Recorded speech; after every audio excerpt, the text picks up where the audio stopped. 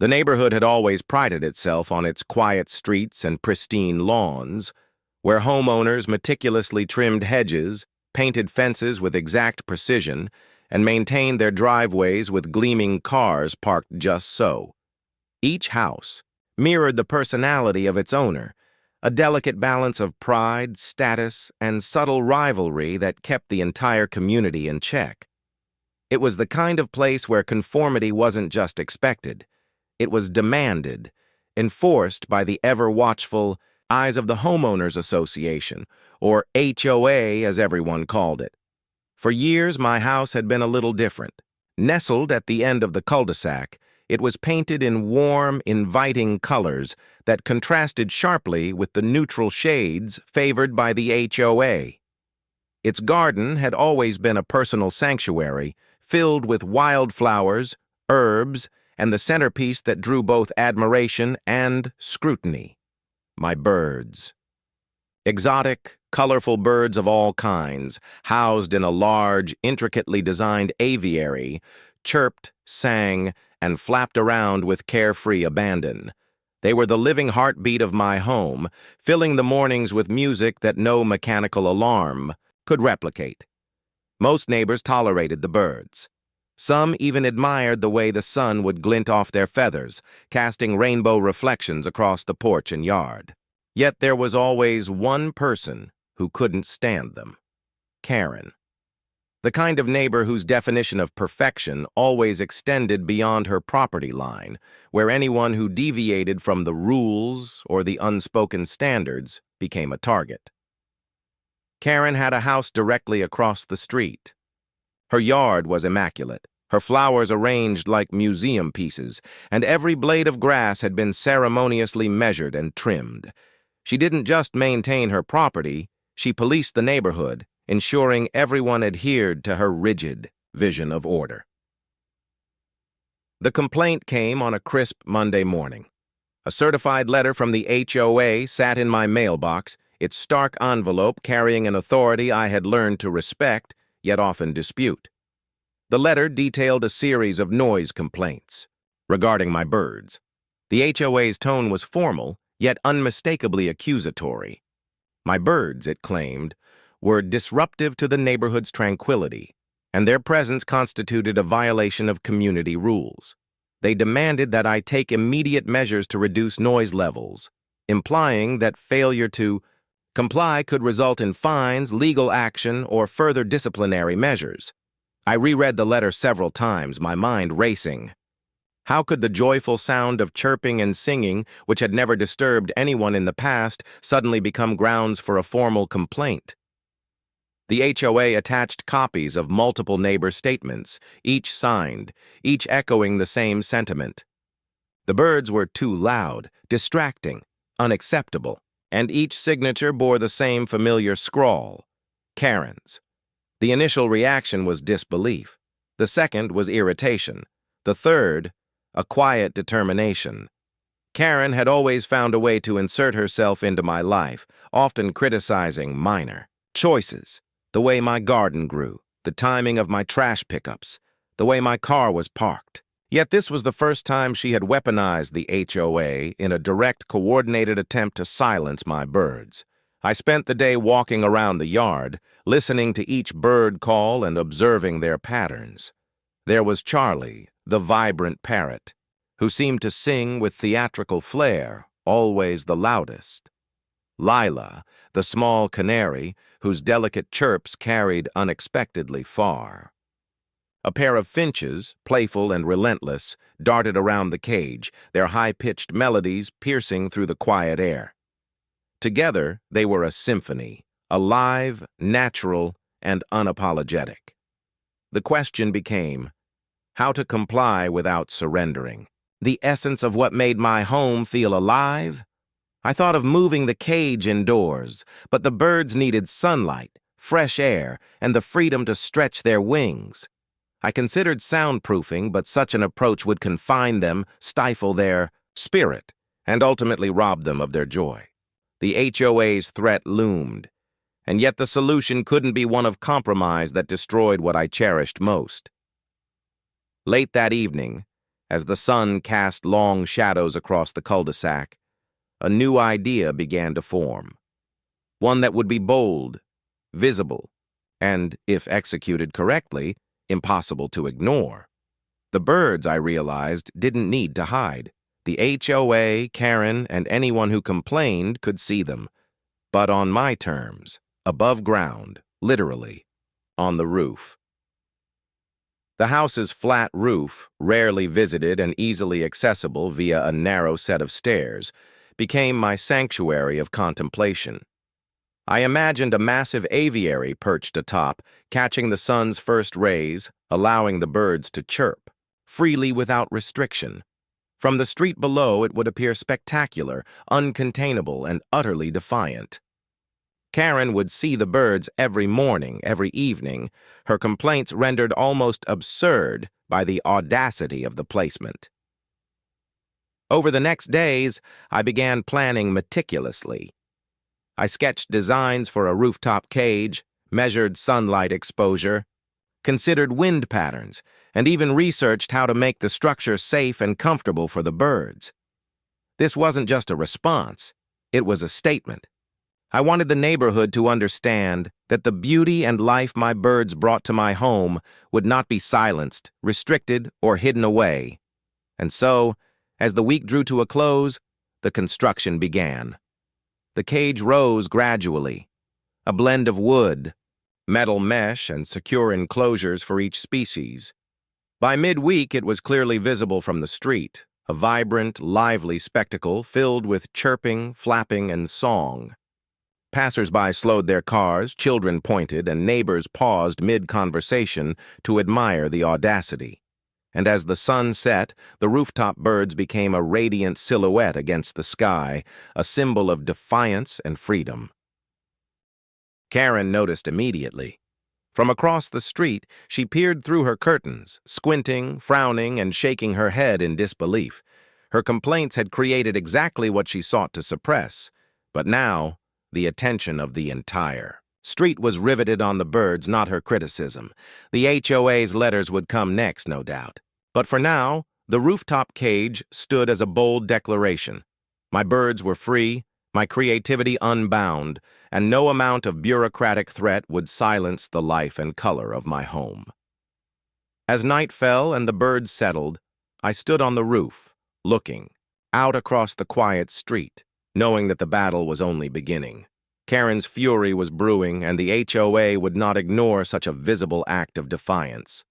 But I also knew that in this moment, the rooftop birds were my victory, loud, proud, and uncontainable. The days following the installation of the rooftop aviary brought a mixture of exhilaration, tension, and a mounting sense of inevitability. From the moment the first rays of morning sunlight struck the wire mesh and illuminated the vibrant feathers within, the birds' songs carried farther than ever, spreading across the cul-de-sac with a natural brilliance that could not be ignored. Their chorus became a soundtrack to the neighborhood's daily routines. The jogging mothers, the early morning commuters, the dog walkers, and inevitably, Karen herself. Karen's reaction was immediate and unmistakable. From the moment she glimpsed the structure through her living room window, her expressions oscillated between disbelief, outrage, and an almost theatrical sense of indignation. She moved through her own home like a storm cloud, appearing at her windows with binoculars, peering at every detail of the aviary as if cataloging every perceived violation. Her sharp glances toward my house carried an unspoken message. The battle had only begun, and she would leave no stone unturned in her quest to assert control. The HOA followed shortly after. A formal letter arrived in my mailbox, delivered with the same bureaucratic precision that had characterized their previous warnings. The tone was polite, almost clinical, yet beneath the surface lay unmistakable disapproval. The letter acknowledged the innovative placement of the aviary, but insisted that noise levels still constituted a disturbance to neighboring properties. They demanded that I submit a plan for sound mitigation, citing the same clauses that had previously been used to intimidate homeowners into compliance. The suggestion, thinly veiled as guidance, carried an implicit threat. Failure to act could result in fines, litigation, or removal orders. Neighbors reacted in a spectrum of ways.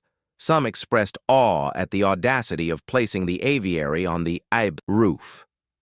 Children pointed with wide eyes as they walked by, captivated by the kaleidoscope of feathers and the lively movement of wings against the sky. A few older residents muttered behind closed doors, unsure whether the act represented brilliance or defiance. And a handful, like Karen, were openly perturbed, their eyes narrowing with every chirp that carried through the air. Conversations spread quickly, and soon the topic of the rooftop birds dominated the neighborhood grapevine. In my own home, the experience of watching the birds flourish from their elevated perch brought a profound sense of satisfaction. No longer confined, to the yard, the birds seemed freer, more alive, and infinitely more vibrant. Their songs harmonized with the breeze, the sunlight, and the gentle sway of the rooftop structure, creating a spectacle that drew admiration and envy in equal measure. I documented the birds' movements, noting the patterns of their activity, the interactions between species, and the occasional display of playful mischief that seemed amplified by the newfound elevation. Karen, however, saw none of the artistry, only the provocation. She escalated her efforts in subtle but unmistakable ways. First came the daily complaints, lodged both with the HOA and the local community board. The letters were detailed, enumerating every chirp, every flutter, every moment that she found objectionable. She painted a narrative of disruption, portraying the birds as a constant nuisance and framing herself as the beleaguered defender of neighborhood tranquility. Her accounts were precise, often exaggerating the impact of noise, and each one carried the undertone of moral righteousness. Next came the surveillance. Karen began recording videos from her windows, panning her camera to capture the full extent of the rooftop aviary. She documented the morning chorus, the midday interactions, and the sunset flurry of wings. Every sound, every movement was cataloged and sent to the HOA, forming a dossier that reflected her relentless determination. The meticulousness of her efforts suggested obsession, a need to prove, to dominate, and perhaps to validate her sense of superiority over anyone who dared to deviate from her vision of order. Even as Karen waged her campaign, a strange shift occurred among other neighbors. Some who had initially been indifferent began to take sides, forming informal alliances of opinion. There were those who admired the courage to defy convention, to prioritize life and beauty over arbitrary rules. Others sympathized with Karen, believing that even minor disruptions to the carefully curated neighborhood warranted attention. The street, once uniform in its muted conformity, became a theater of opinion, each resident observing, judging, and reacting to the escalating conflict with vested interest. Amidst the tension, the birds themselves seemed oblivious, caught up in their routines and social hierarchies. Charlie, the parrot, strutted along the top rail, calling loudly at intervals that seemed to mock the complaints below. Lila fluttered in arcs that caught the wind perfectly, her chirps echoing across the roofs like tiny bursts of music. The finches chased one another in playful loops, their wings catching the sunlight with each motion. It was as if the birds themselves sensed the drama unfolding beneath them, performing their most expressive behaviors in a display of defiance, unshaken by human interference. This display did not go unnoticed. Passers-by began to stop at the end of the cul-de-sac, taking photos and recording videos, some sharing the spectacle on social media. Suddenly, the rooftop aviary became more than a personal sanctuary. It became a minor neighborhood landmark. Online posts praised the creativity, some called it audacious, and a few criticized the potential nuisance. Within a week, the story had reached local community forums, sparking debate and inviting commentary from people beyond the immediate vicinity. Karen, predictably, was not pleased. Her communications with the HOA intensified, each letter more insistent than the last. She threatened legal action, suggesting that the structure violated building codes, noise ordinances, and HOA covenants. The tone of her correspondence shifted from formal complaint to calculated insistence, attempting to leverage bureaucracy against the visible audacity of my birds. The combination of persistent personal attacks and official letters created a subtle pressure that could have overwhelmed anyone unprepared for the drama. I, however, remained resolute. Each morning, as the sun rose and the first rays illuminated the aviary, I felt a surge of pride. The birds sang freely, undisturbed by human petty grievances, and the structure atop the roof stood as a symbol of resistance. I began documenting the process, keeping detailed notes of each interaction with the HOA and Karen, cataloging every letter, every complaint, and every response. The documentation became part of a strategy, a preparation for whatever escalation might come next. And, escalate it did. One morning, I noticed new signage appearing near the street corners, small notices declaring noise complaint in progress and warning of HOA regulations regarding outdoor structures. A team of inspectors arrived, clipboard in hand, taking measurements, assessing distances, and documenting the aviary from multiple angles. Karen observed from her yard, nodding with what she clearly considered approval, her binoculars trained relentlessly on every detail. The balance of power, previously uncertain, was shifting, but not in the way she had expected. Because as the inspectors left, murmuring among themselves about the uniqueness of the installation, several neighbors approached me with questions, admiration, and even offers of support. People wanted to know how it was built, how the birds thrived, and whether they could replicate the idea on their own rooftops. Suddenly, what had begun as a private sanctuary for my birds had become a focal point of community attention, a catalyst for discussion, and inadvertently, a spectacle of empowerment against petty grievances. The tension between freedom and authority, creativity and conformity, had entered a new phase. Karen's fury was no longer confined to private letters and complaints. It had become public, visible to everyone who walked the street, glanced through windows, or scrolled their social media feeds. The birds, unconcerned, continued their routines, filling the air with a vibrant, unrestrained melody. And I understood, with a growing sense of clarity, that the real challenge had only begun. The rooftop aviary had become more than just a sanctuary for birds. It had transformed into a battleground of wills, a stage on which the tensions of the neighborhood played out for all to witness. Each day brought new developments, each day a subtle escalation, as Karen's efforts to assert control collided with my determination to protect the freedom of my birds. The once quiet cul-de-sac now thrummed with quiet anticipation, as neighbors observed, speculated, and sometimes whispered in hushed tones about the latest confrontation. Karen's escalation was methodical and relentless. No longer content with letters and binoculars, she approached the HOA directly, requesting urgent meetings, insisting on inspections, and presenting her case with a precision that left little room for casual dismissal. She argued that the structure violated multiple community guidelines, height restrictions, noise ordinances, safety protocols, and aesthetic covenants. Her correspondence grew increasingly formal, each message meticulously crafted to convey authority, moral righteousness, and the sense that she was acting on behalf of the entire community.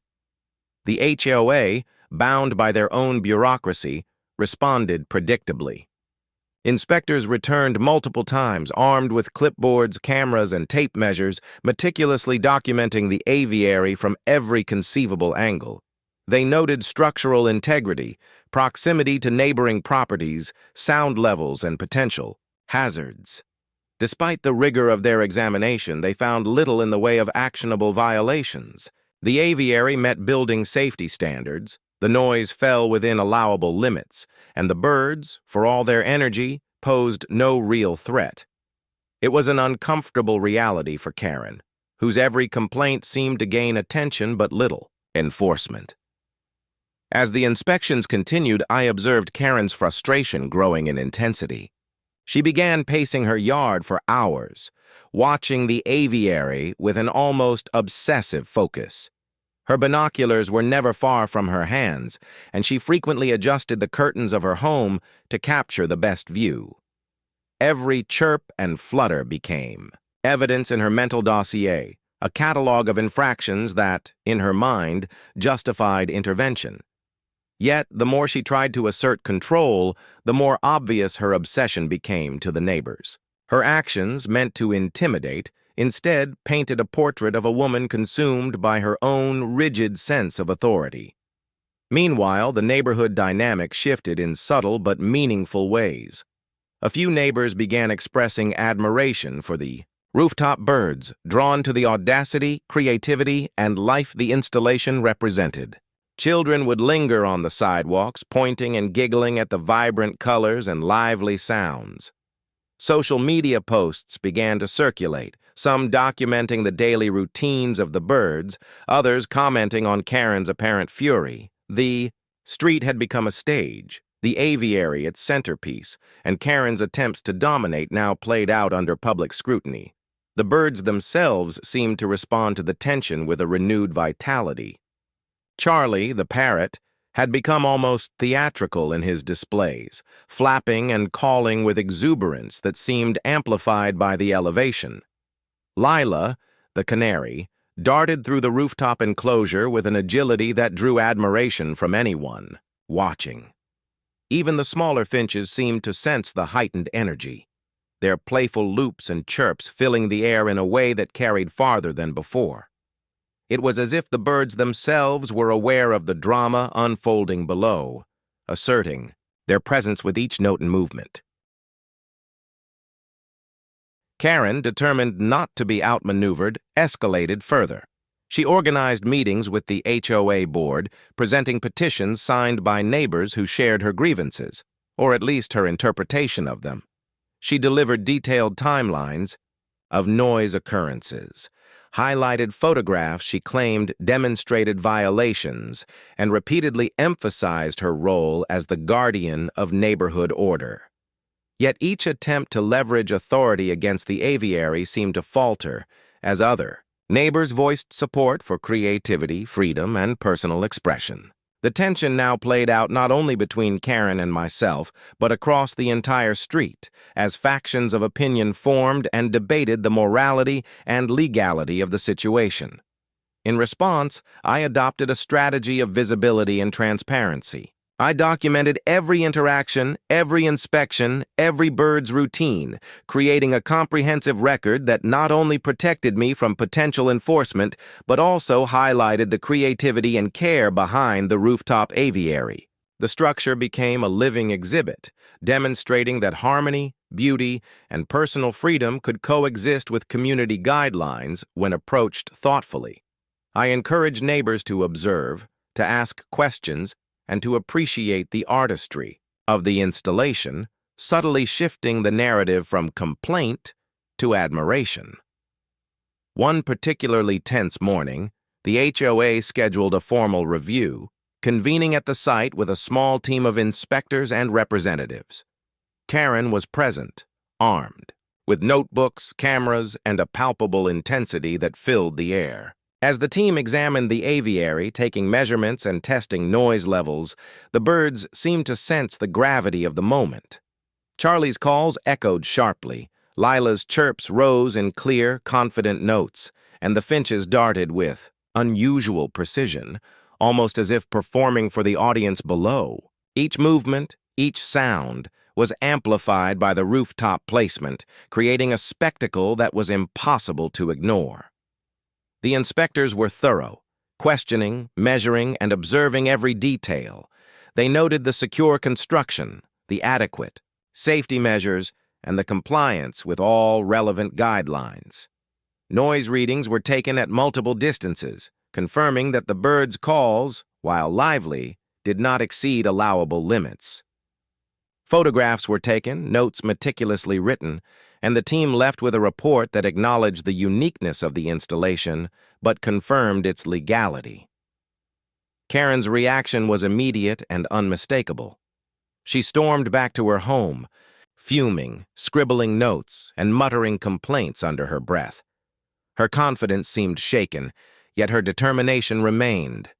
She had invested too much energy, too much pride, to simply concede defeat.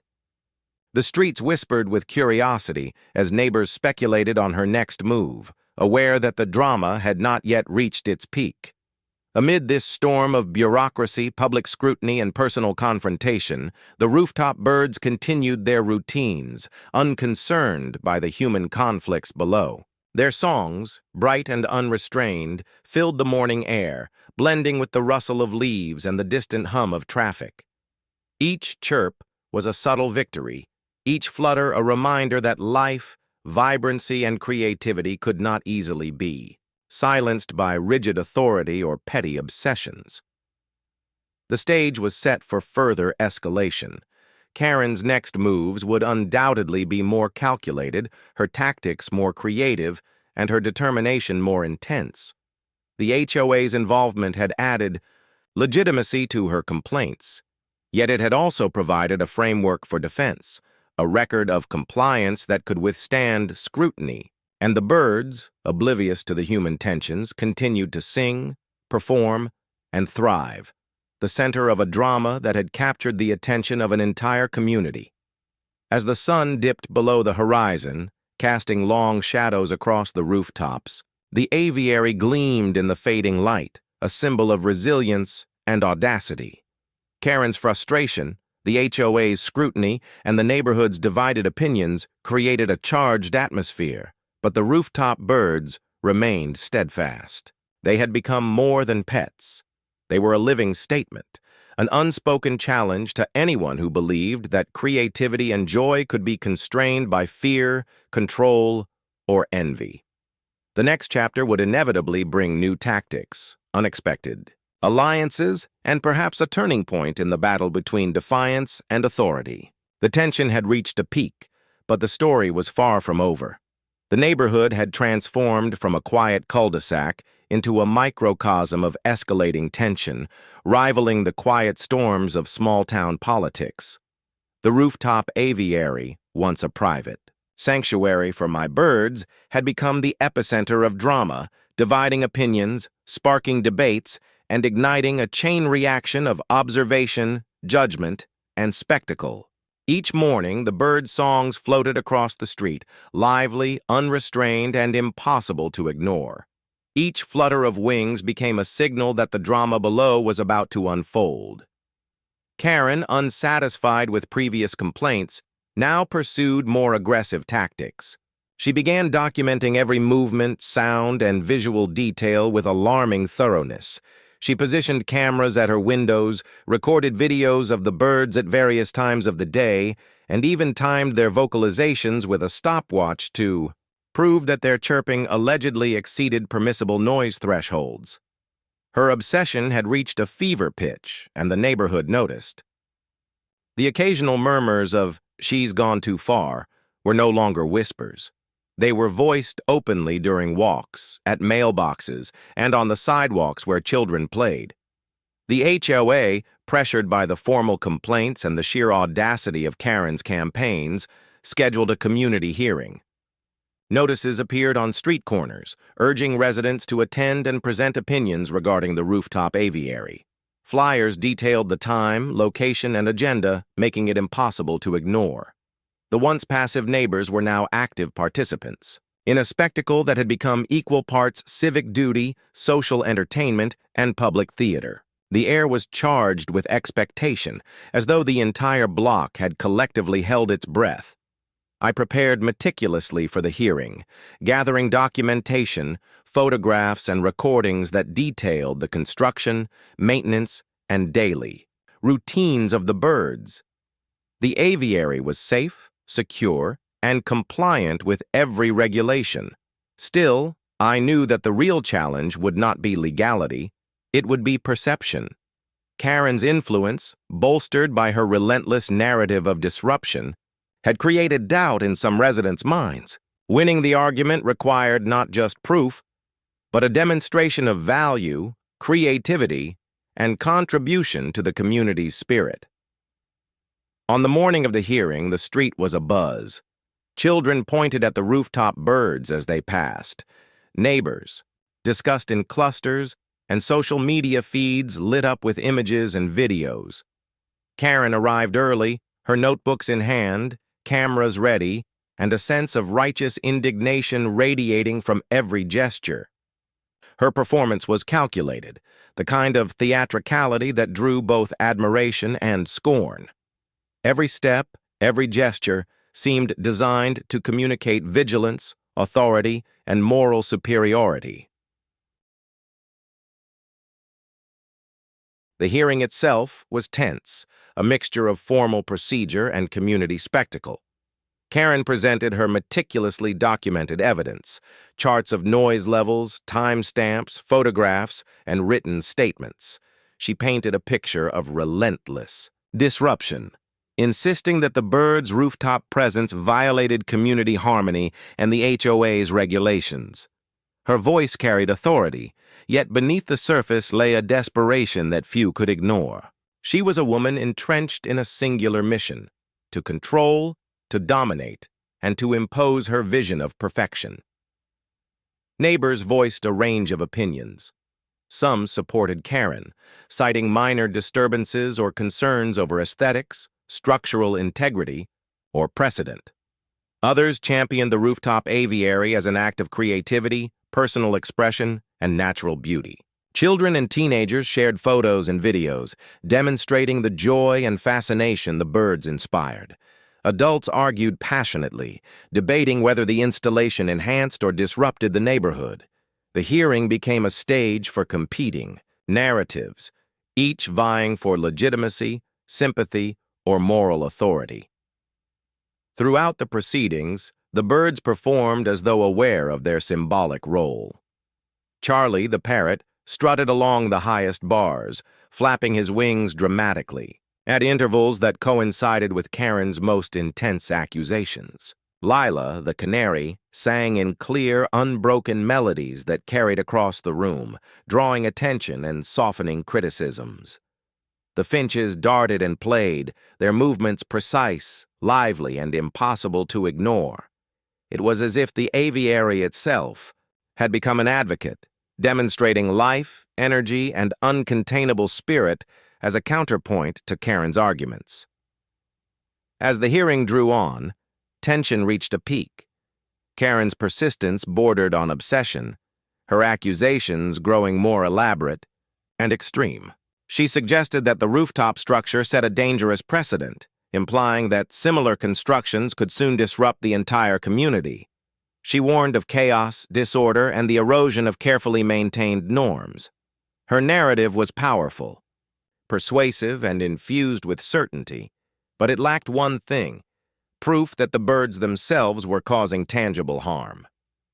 Neighbors began to shift subtly. Parents whose children watched the birds daily spoke of joy, engagement, and education. Elderly residents expressed admiration for the creativity and dedication that had gone into the aviary. Even those initially sympathetic to Karen found themselves reconsidering as they witnessed the harmony, safety, and aesthetic appeal of the installation.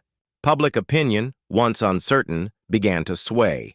Karen's complaints, while numerous, now appeared increasingly personal, obsessive, and detached from tangible concerns. The HOA representatives, attentive and thorough, reviewed the evidence with growing awareness of the broader context. They noted compliance with all building codes, safe structural design, adequate sound management, and careful maintenance of the rooftop enclosure. They acknowledged the uniqueness of the installation and its visual impact on the community, but concluded that no actionable violations existed. Legally and procedurally, the aviary was unassailable. Karen's reaction was dramatic. She gathered her belongings, left the hearing with visible frustration, and retreated to her property. Her movements were observed by neighbors, who whispered about her likely next steps, while she had failed to gain formal enforcement against. The aviary, her intensity had drawn public attention and amplified the spectacle. The tension in the neighborhood remained palpable, with everyone aware that the drama was far from over. Meanwhile, the birds continued their routines without pause, oblivious to the human conflict below. Charlie's calls echoed triumphantly. Lila's flights traced arcs across the rooftop, and the finches engaged in playful maneuvers that drew attention and admiration. The aviary had become more than a habitat. It was a symbol of resilience, creativity, and the refusal to be silenced. Its presence had shifted the narrative from complaint to spectacle, from regulation to celebration. By the end of the day, the street had returned to a tense quiet, the calm before the inevitable next chapter of conflict. Karen's fury simmered. Beneath the surface, her next moves undoubtedly more extreme and calculated. The neighborhood had taken sides, alliances had formed, and the aviary had become a focal point for community dynamics, public attention, and social media fascination. Foti. Stage was set for a climax. Karen's next actions could be unpredictable, perhaps escalating beyond formal complaints to personal confrontation or public interference. The HOA, having demonstrated procedural neutrality, would remain a factor, but unlikely to intervene further, without cause. And the rooftop birds, alive, vibrant, and uncontainable, would continue to play the central role in a drama that had captured the attention of an entire neighborhood. As twilight fell, the aviary glowed in the fading light, a beacon of color, sound, and defiance. The neighborhood watched, wondered, and speculated, knowing that the next day would bring new developments, new confrontations, and the inevitable showdown that had been building for weeks. The rooftop birds, blissfully unaware of the human politics, surrounding them, continued to sing, their melodies carrying a subtle promise. Life, creativity, and joy would not be silenced so easily. The tension in the neighborhood had reached a boiling point. Weeks of observation, complaints, inspections, and public hearings had transformed what was once a quiet cul-de-sac into a stage for conflict, spectacle, and social intrigue. The rooftop aviary, perched proudly atop my house, remained the centerpiece. Its vibrant birds singing, flapping, and performing with an almost theatrical awareness. Every chirp seemed amplified by the anticipation below, carrying with it a message that could not be ignored. Life, beauty, and freedom would not be silenced. Karen's fury had reached a new intensity. She had retreated from public hearings, written letters, and official complaints, but her actions became more personal. She appeared frequently in her windows, armed with binoculars, recording devices, and notebooks, cataloging every movement and every sound. Her frustration was visible in the set of her shoulders, the sharp angles of her frown, and the restless pacing of her property. She attempted subtle sabotage, repositioning her landscaping to block sight lines, posting rules signs near the property line, and even attempting to convince neighbors that the aviary posed a safety hazard. But the neighborhood's perception had shifted decisively. Residents who had been neutral or skeptical began expressing admiration for the creativity, audacity, and careful thought that went into the rooftop installation. Children laughed and pointed at the birds each morning. Adults stopped during walks to take photographs, and social media posts showcasing the aviary went viral within local community groups. The rooftop birds had become a symbol, not just of personal freedom, but of the triumph of creativity over petty, obsessive control. The HOA, having completed inspections and reviewed all complaints, officially determined that the aviary was fully compliant with all structural, safety, and noise regulations. Their formal communication acknowledged the uniqueness of the installation and commended its careful construction, signaling that no further enforcement action would be taken. The letter, delivered with an almost understated finality, was a quiet victory in a long-standing bureaucratic struggle. Karen's attempts to escalate the situation further faltered in the face of evidence, public attention, and neighborhood support. Her letters became increasingly desperate, her arguments more pointed, but they no longer carried weight. The spectacle of the rooftop aviary, combined with its compliance and the admiration of others, had transformed the narrative. The power of observation, the visibility of creativity, and the undeniable joy provided by the birds had rendered her complaints almost absurd. As the days passed, the neighborhood adapted to the new dynamic. Conversations around the cul-de-sac began to revolve around the birds' antics, their colorful plumage, and the cleverness of placing the aviary on the roof. Children developed informal schedules to watch them, noting the times when Charlie performed his loudest calls or Lila performed her acrobatic flights. Even adults found themselves drawn into the spectacle, photographing, recording, and sharing moments that brought joy and fascination rather than conflict. Karen's presence remained, but it shifted from active antagonism to passive observation. Her binoculars continued to follow the aviary, yet the energy she once projected in formal complaints and public hearings now seemed restrained, almost defeated. She remained part of the neighborhood landscape, but her ability to disrupt had been neutralized by the overwhelming visibility and compliance of the installation. The rooftop birds, blissfully unaware of the social and bureaucratic battles surrounding them, continued their routines, their presence transforming the street into a living gallery of life and color. The final resolution emerged subtly but decisively. Karen's formal complaints ceased. The HOA, having fulfilled its procedural duties, issued no further directives. Neighbors, once divided, now largely supported the aviary, appreciating the creativity, joy, and vibrancy it brought to the block. The social dynamic of the neighborhood had shifted. The story of the rooftop birds had become a shared narrative, one that celebrated individuality, ingenuity, and the triumph of personal expression over obsessive enforcement. The aviary itself thrived. Charlie continued to call from the highest perch, his voice carrying across the cul-de-sac with a confident exuberance. Lila darted through the structure, her delicate chirps adding layers to the rooftop symphony. The finches played and flitted, with precision and energy, their movements creating a visual spectacle that captured attention at every glance. From sunrise to sunset, the birds performed, turning daily routines into moments of wonder for anyone passing by. In the aftermath, the neighborhood had settled into a new rhythm. Children raced to observe the birds each morning.